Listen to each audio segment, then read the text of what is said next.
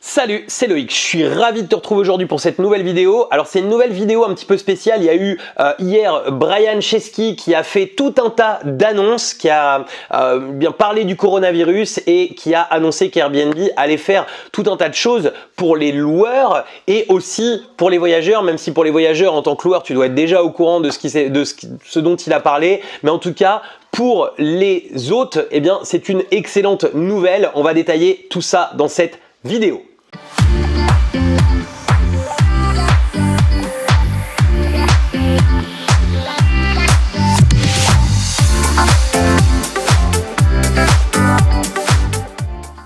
Alors juste avant de démarrer, si tu as l'envie, tu peux t'abonner pour justement être au courant un petit peu de toutes les nouvelles news qui vont sortir au niveau de la location courte durée et au niveau de l'immobilier plus en général et au niveau de cette crise plus en général en cliquant sur le bouton s'abonner qui est en bas de la vidéo. Et n'hésite pas à partager cette vidéo si tu as des amis. C'est rare que j'invite à partager, mais si tu as des amis qui sont loueurs notamment en Airbnb, parce que dans cette vidéo, on va détailler l'ensemble des choses qui ont été annoncé par Brian Chesky qui est le cofondateur d'Airbnb et le directeur général d'Airbnb à aujourd'hui. Tu vas voir qu'il a annoncé des choses qui sont quand même assez généreuses. On détaille tout ça tout de suite. Alors juste avant, je voulais simplement attirer ton attention sur tout simplement ce qui s'est passé.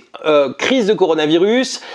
Les personnes ne pouvaient plus se déplacer et à partir de là, Airbnb a pris une décision un petit peu radicale. Ils ont pris la décision de rembourser d'office tous les voyageurs gratuitement. Et donc à partir de là, les hôtes ne touchaient pas 1 centime sur leur réservation.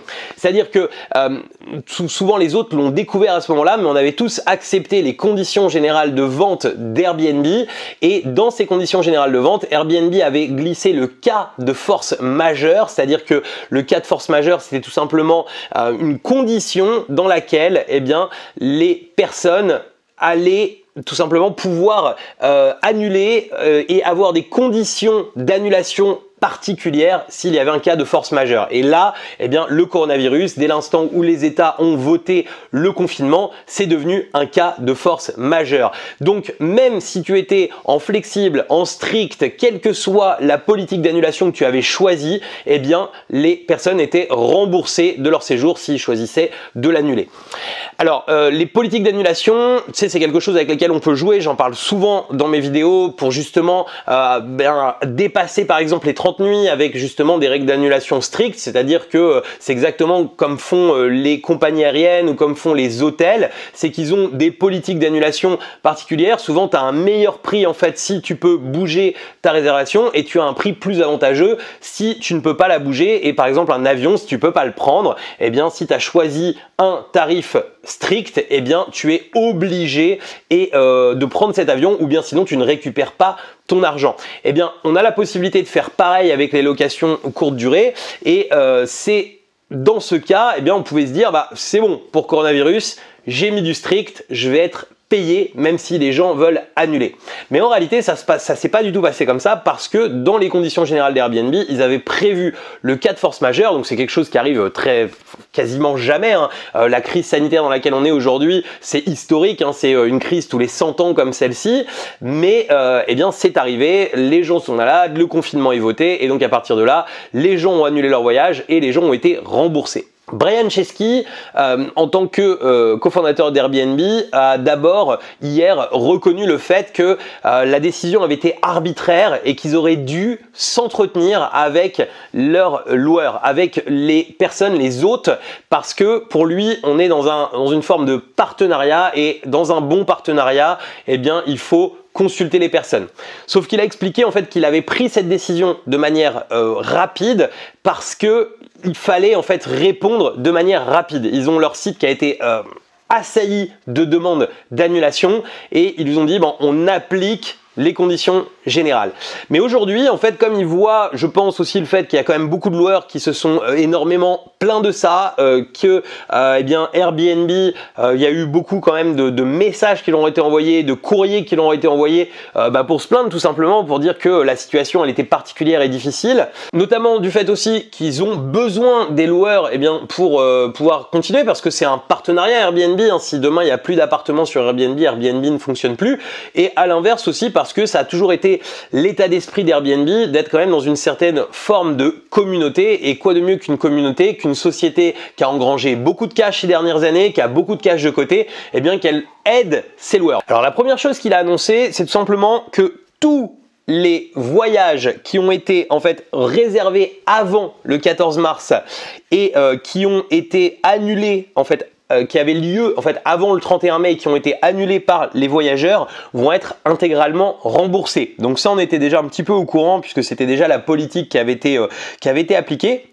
Mais ce qu'il a ajouté en fait, c'est que la compagnie aujourd'hui a débloqué 250 millions de dollars d'aide pour les hôtes. Alors comment faire pour pouvoir toucher ces 250 millions de dollars d'aide?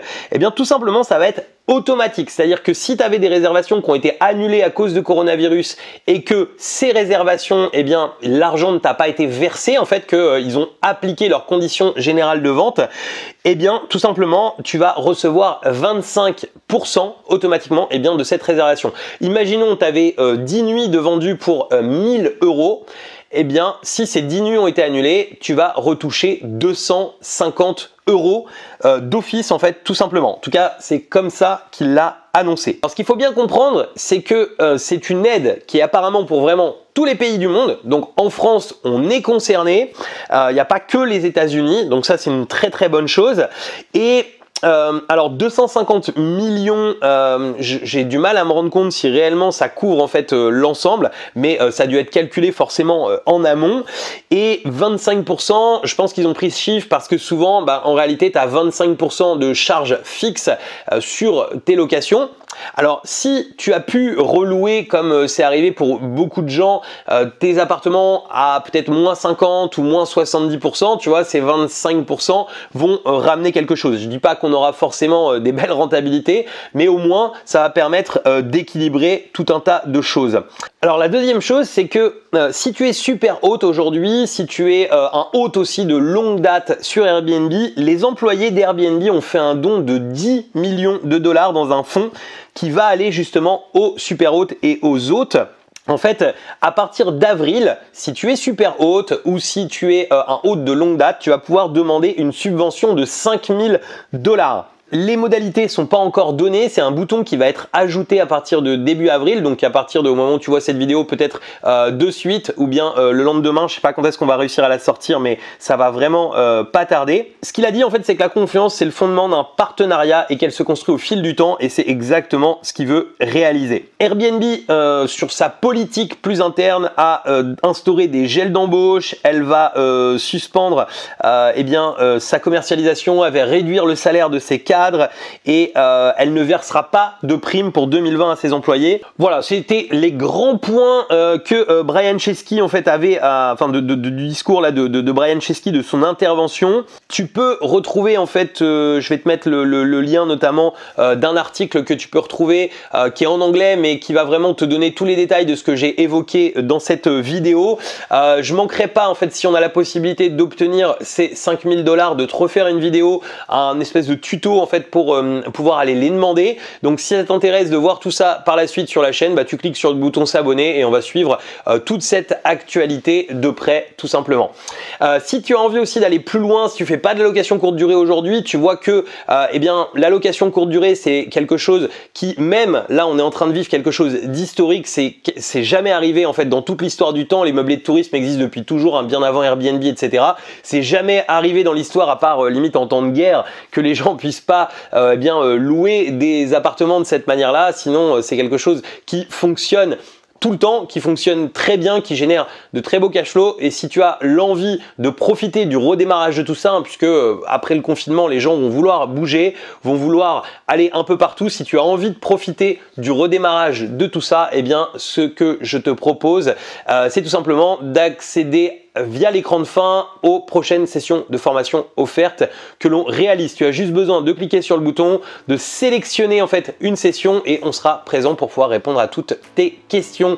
Il ne me reste plus qu'à te dire à très vite pour d'autres vidéos. Ciao!